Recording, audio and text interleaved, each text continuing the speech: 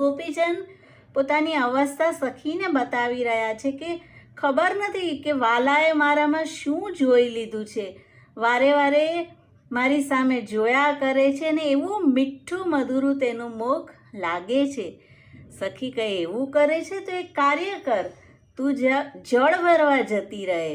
તો કે મેં તેમ પણ કરી જોયું, જળ ભરવા જાઓ તો મારી પાછળ પાછળ આવે, અને હજી તો હું બેડું ભરું ત્યાં આવીને કહે છે, અરે સખી ઊભી રહે, તારા હાથ તો બહુ કોમળ છે, હું તને બેડું ચડાવી દઉં.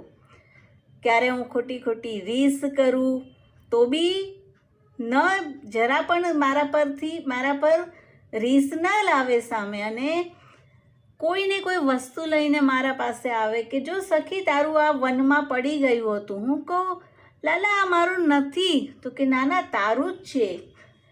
અને દૂરથી જ્યારે મને જુએ તો મારી પાસે આવી જાય, પોતાની માળા કાઢીને મને પહેરાવે. મને તો એટલો બધો સંકોચ થાય, મારા ઘરના બધા મોટા હોય, મારા બાળકો હોય, અને જ્યારે મને એકલી જુએ તો મારા પગે પડે. હું કહું પ્રભુ આપ શું કરો છો, આપ સ્વામી છો, અમે સેવક છીએ.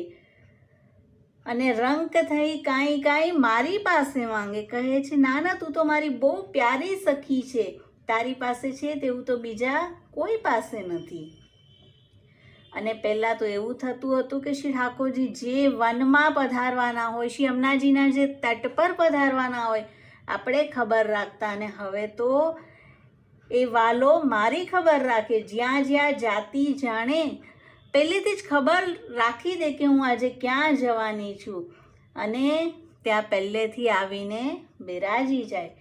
તો બેની દયાનો પ્રીતમ મારી કેડ ન મૂકે. તો શ્રી વલ્લભ અંગીકાર કરે, અને તેની સાથે જ જીવ શ્રીજીનો એટલો બધો વાલો થઈ જાય છે કે તેની અવસ્થા ગોપીજન આ પદમાં આપણને બતાવી. અંગીકૃત્યૈવ ગોપીશ વલ્લભીકૃત માનવાય નમઃ. શ્રી વલ્લભાધીશ કી જય.